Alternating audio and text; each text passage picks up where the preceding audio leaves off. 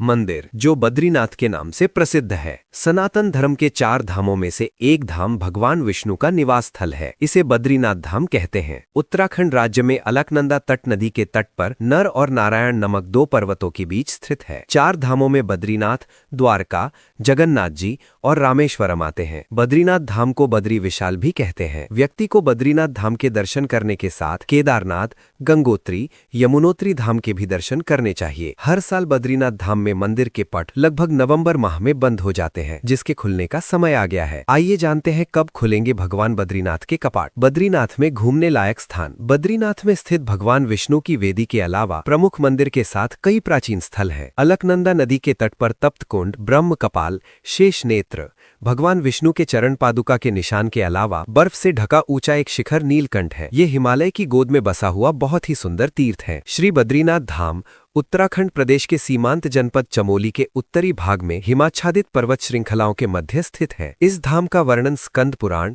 केदारखंड, श्रीमद् भागवत आदि अनेक धार्मिक ग्रंथों में आया है। पौराणिक श्रुति के अनुसार महाबली राक्षस सहस्त्र कवच के अत्याचारों से परेशान होकर ऋषि मुनियों की प्रार्थना सुनकर भगवान विष्णु ने धर्म के पुत्र के रूप में दक्ष प्रजापति की पुत्री माता मूर्ति के गर्भ से नर नारायण के रूप में भगवान ने अवतार लिया और जगत कल्याण के लिए इस स्थान पर घोर तपस्या की थी। भगवान बद्रीनाथ जी का मंदिर अलकनंदा के दाहिने तट पर स्थित है, जहां पर भगवान बद्रीनाथ जी की शालीग्राम पत्थर की स्वयंभू मूर्ति की पूजा होती है। नारायण की ये मूर्ति चतुर्भुज अर्ध पद्मासन ध्यानमग्न मुद्रा में उत्कीर्णित है। बताते हैं कि भगवान विष्णु जी ने नारायण रूप में सतयुग के समय यहाँ पर तपस्या की थी। ये मूर्ति अनादिकाल से है और अत्यंत भव्य एवं आकर्षक है। इस मूर्ति की सबसे बड़ी विशेषता ये है कि जिसने जिस रूप में इसे देखा उसे इसमें अनेक इष्ट देवों के दर्शन प्राप्त हुए। आज भी हिंदू, बौद्ध, जैन, सिख आदि सभी वर्गों के अनुयायी यहाँ आकर श्रद्धा से पूजा अर्चना करते हैं। इस धाम का नाम बद्रीनाथ क्यों पड़ा, इसकी भी एक पौराणिक कथा है। राक्षस सहस्त्र कवच के संसार से जुड़ी हुई पवित्र स्थल धर्मशिला,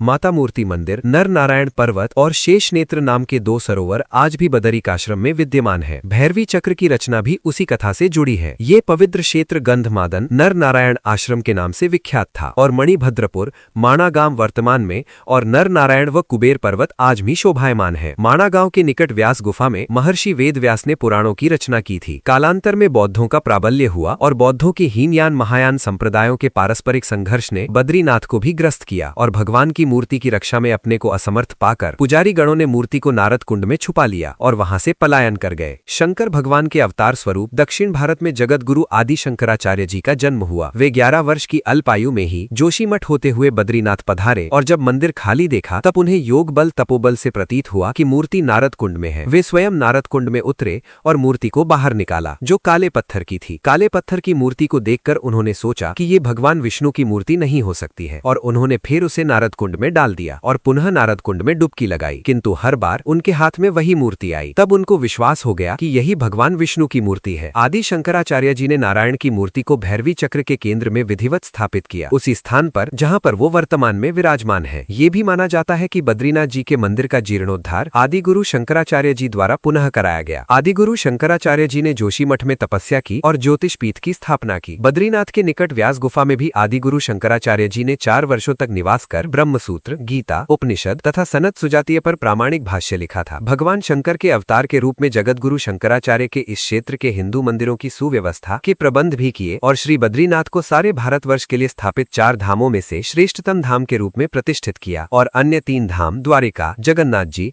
और रामेश्वरम से संबद्ध किया। आज भी इन चारों धामों का भारत की संस्कृति और राष्ट्रीय एकीकरण की दृष्टि से विशेष महत्व है। जगत गुरु शंकराचार्य के काल से बद्रीनाथ में स्वयं भगवान विष्णु तीर्थ के अधिष्ठाता के रूप में पूजित हुए और शुद्ध वैष्णव पद्धति से दैनिक नित्य नियम पूजा अर्चना प्रारंभ हुई। तभी से ये परंपरा चली आ रही है। श्री बद्रीनाथ मंदिर के प्रमुख पुजारी दक्षिण भारत के मालाबार क्षेत्र के आदि शंकराचार्य के वंशजों में से ही उच्च कोटि के शुद्ध नंबूदरी ब्राह्मण परिवार से ही होते हैं। ये प्रमुख पुजारी रावल के नाम से जाने जाते हैं। श्री बद्रीनाथ जी की पूजा वैष्णव पद्धति से होती है। अगर आपको ये वीडियो पसंद आए तो इस वीडियो को लाइक, शेयर और सब्सक्राइब करो और कमेंट्स में क्यों पसंद आई वो जरूर लिखो। धन्यवाद।